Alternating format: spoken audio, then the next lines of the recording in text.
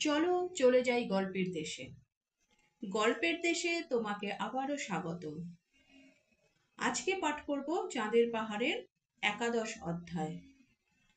লিখেছেন বিভূতিভূষণ বন্দ্যোপাধ্যায়। গল্প পাঠে আমি দীপালি।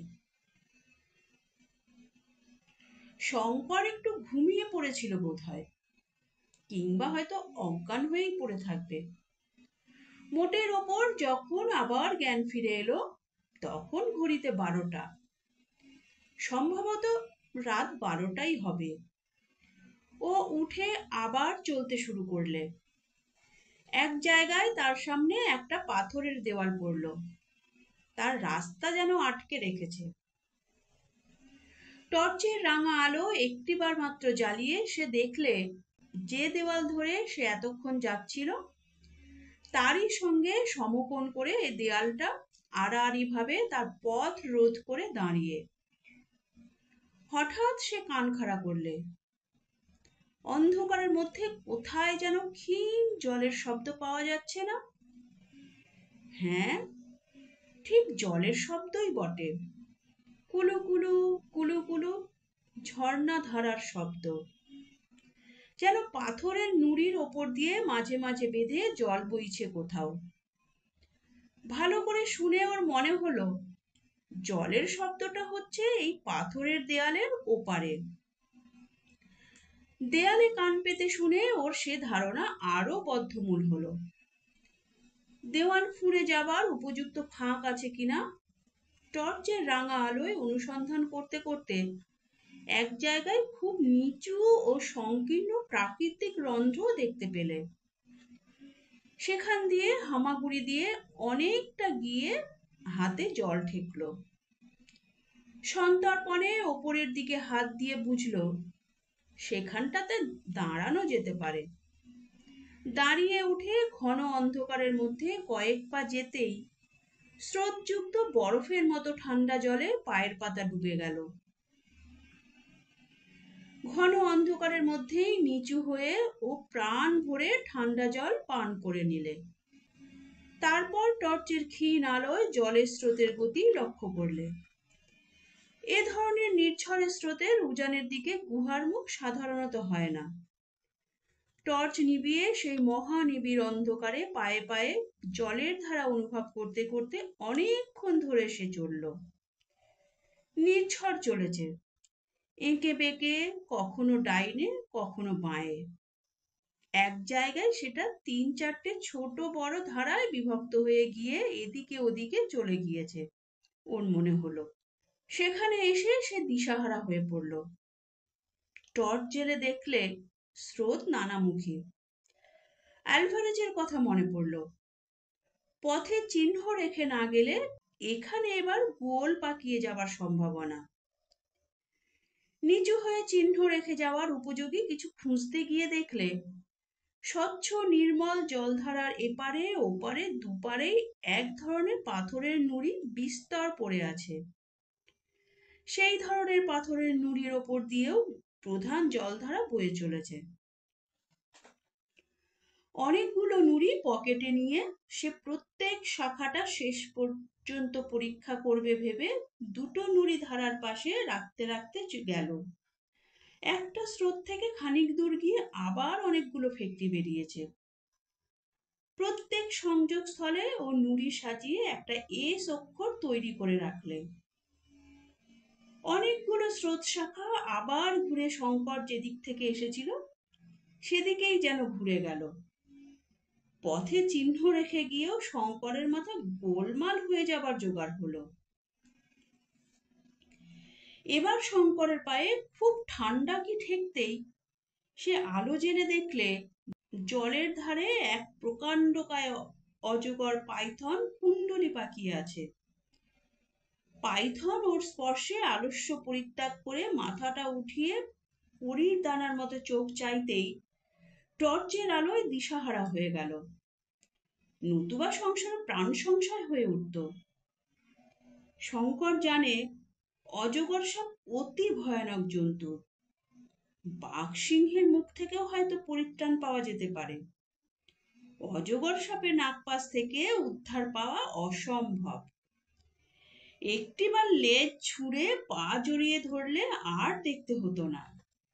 এবার অন্ধকারে চলতে ওর ভয়ানক ভয় করছিল। কি জানি কোথায় আবার কোন পাইথন সাপ কুণ্ডলি পাকিয়ে আছে। দুটো তিনটে স্রোত শাখা পরীক্ষা করে দেখবার পরেও ও তার নিজের চিহ্নের সাহায্যে পুনরায় সংযোগস্থলে ফিরে এলো। প্রধান সংযোগস্থলে ও নুড়ি দিয়ে একটা ক্রস চিহ্ন করে রেখে গিয়েছিল। এবার ওরই মধ্যে যেটাকে প্রধান বলে মনে হলো সেটা ধরে চলতে গিয়ে দেখলো সেও সোজা মুখ হয়ে যায়নি, তারও নানা ফিকরি বেরিয়েছে কিছু দূরে গিয়েই। এক এক জায়গায় গুহার ছাদ এত নিচু হয়ে নেমে এসেছে যে কুঁজো হয়ে কোথাও বা মাজা দুমড়ে অশীতিপর বৃদ্ধের ভঙ্গিতে চলতে হয়। হঠাৎ এক জায়গায় টর্চ জেলে সেই অতি ক্ষীণ আলোতেও শঙ্কর বুঝতে পারলে গুহাটা সেখানে ত্রিভুজাকৃতি। সেই ত্রিভুজ গুহা যাকে খুঁজে বার না করতে পেরে মৃত্যুর দ্বার পর্যন্ত যেতে হয়েছিল। একটু পরেই দেখলে বহু দূরে অনেক অন্ধকারের ফ্রেমে আঁটা কয়েকটি নক্ষত্র জ্বলছে। গুহার মুখ। এবার আর ভয় নেই। এ যাত্রার মতো সে বেঁচে গেল। শঙ্কর যখন বাইরে এসে দাঁড়ালো তখন রাত 3টে। সেখানটায় গাছপালা কিছু কম। মাথার ওপর নক্ষত্র ভরা আকাশ দেখা যায়। সেই মহা অন্ধকার থেকে বার হয়ে এসে রাত্রির নক্ষত্রলোকিত স্বচ্ছ অন্ধকার তার কাছে দীপলোকখচিত নগর পথের মতো মনে হলো। প্রাণ ভরে সে ভগবানকে ধন্যবাদ দিলে এ অপ্রত্যাশিত মুক্তির জন্যে। ভোর হলো। সূর্যের আলো গাছের ডালে ডালে ফুটলো। শঙ্কর ভাবলে এ অমঙ্গলজনক স্থানে আর এক দণ্ডও সে থাকবে না। পকেটে একখানা পাথরের নুড়ি তখনও ছিল। ফেলে না দিয়ে গুহার বিপদের স্মারক স্বরূপ সেটা সে কাছে রেখে দিল। পরদিন এলিফ্যান্ট ঘাস দেখা গেল বনের মধ্যে।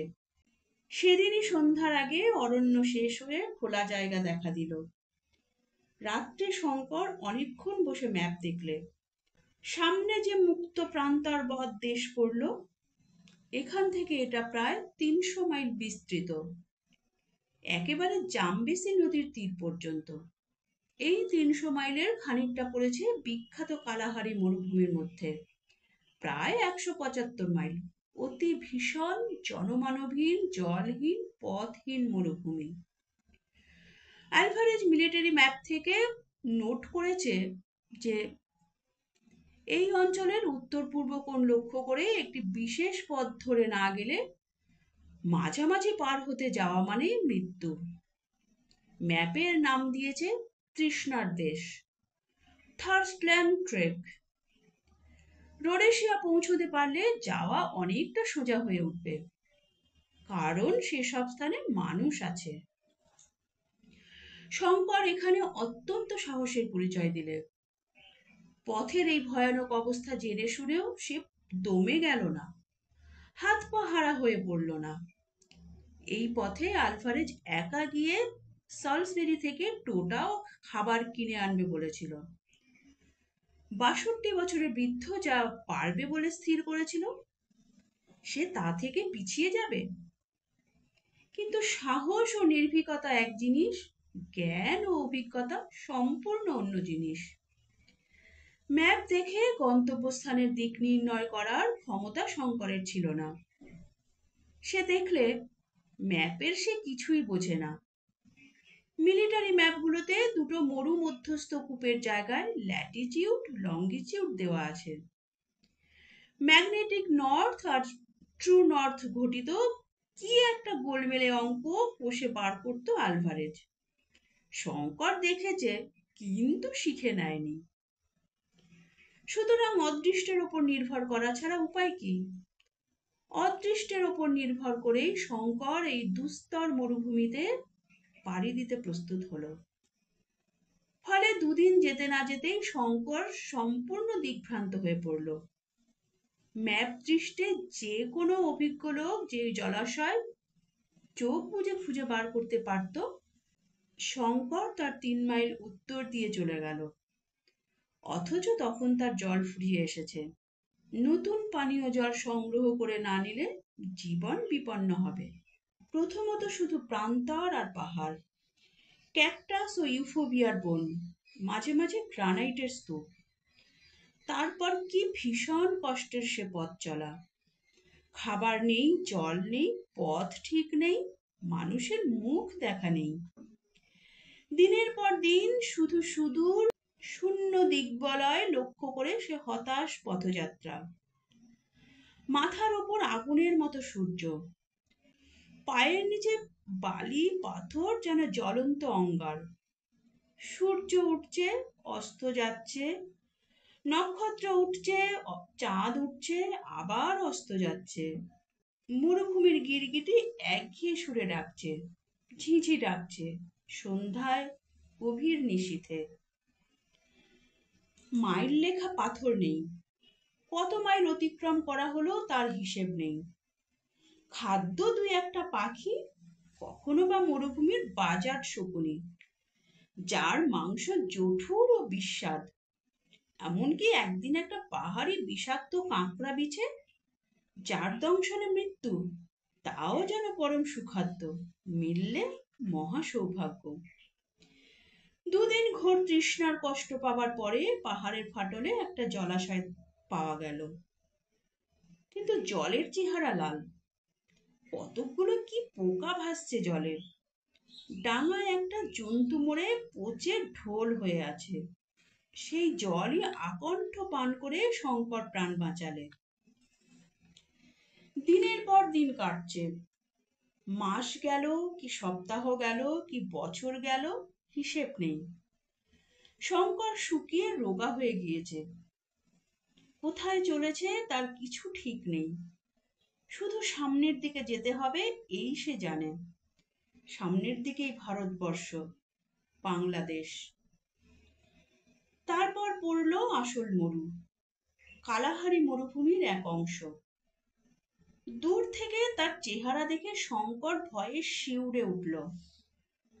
মানুষে কি পার হতে পারে এই অগ্নিদগ্ধ প্রান্তর?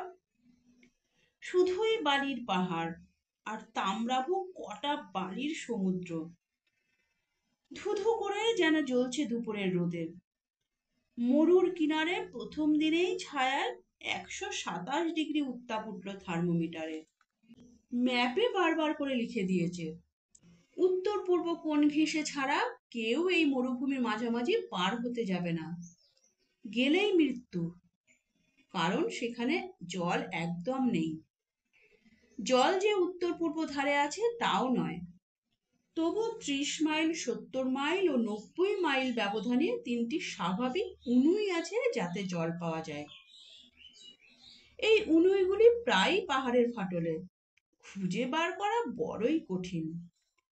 এই জন্যেই মিলিটারি ম্যাপে ওদের জায়গায় অক্ষ ও দ্রাঘিমা দেওয়া আছে।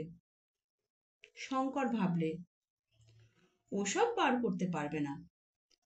সেক্সট্যান্ট আছে, নক্ষত্রের চার্ট আছে, কিন্তু তাদের ব্যবহার সে জানে না। যা হয় হবে, ভগবান ভরসা। তবে যতদূর সম্ভব উত্তর পূর্ব কোণ ঘেঁষে যাবার চেষ্টা সে করবে। তৃতীয় দিনে নিতান্ত দৈব বলে সে একটা উনুই দেখতে পেল। জল কাদা গোলা, আগুনের মতো গরম, কিন্তু তাই তখন অমৃতের মতো দুর্লভ। মরুভূমি ক্রমে ঘোরতর হয়ে উঠল। কোন প্রকার জীবের বা উদ্ভিদের চিহ্ন ক্রমশ লুপ্ত হয়ে গেল। আগে রাত্রে আলো জ্বাললে দু একটা কীটপতঙ্গ আলোয় আকৃষ্ট হয়ে আসত, ক্রমে তাও আর আসে না। কিন্তু উত্তাপ যেমন ভীষণ, রাত্রে তেমনি শীত। শেষ রাতে শীতে হাত পা জমে যায় এমন অবস্থা। অথচ ক্রমশ আগুন জ্বালবার উপায় গেল, কারণ জ্বালানি কাঠ আর একেবারেই নেই। কয়েকদিনের মধ্যে সঞ্চিত জলও গেল ফুরিয়ে। সে সুবিস্তীর্ণ বালুকা সমুদ্রে একটি পরিচিত বালুকণা খুঁজে বার করা যতদূর অসম্ভব, তার চেয়েও অসম্ভব ক্ষুদ্র হাত 2 পরিধির এক জলের উনুই বার করা। সেদিন সন্ধ্যার সময় তৃষ্ণার কষ্টে শঙ্কর উন্মত্ত প্রায় হয়ে উঠল।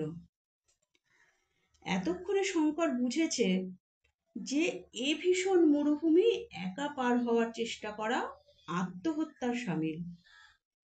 সে এমন এক জায়গায় এসে পড়েছে যেখান থেকে ফিরবার উপায়ও নেই।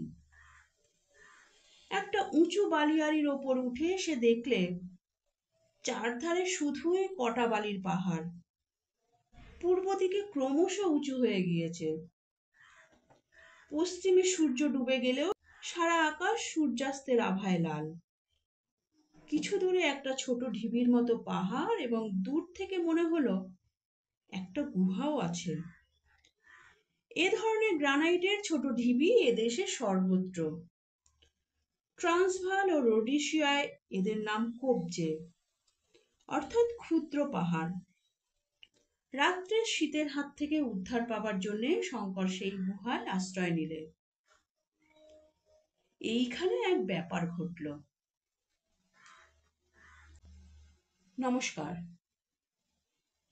গল্পের দেশের আজকের এই নিবেদন কেমন লাগলো তা কমেন্ট করে অবশ্যই জানাবে। ভালো লাগলে লাইক করে দিও এবং তোমার প্রিয়জনদের সঙ্গে প্রচুর প্রচুর প্রচুর শেয়ার করো। চ্যানেলে যারা নতুন এসছো তারা চ্যানেলটিকে সাবস্ক্রাইব করে বেল আইকনটি প্রেস করে রাখো যেন পরবর্তী নোটিফিকেশন সবার আগে তোমার কাছে পৌঁছায়। তাহলে চাঁদের পাহাড়ের পরবর্তী অধ্যায় নিয়ে খুব তাড়াতাড়ি ফিরে আসছি। ততক্ষণের জন্য সবাই সুস্থ থেকো, ভালো থেকো এবং নিজেদের খেয়াল রেখো।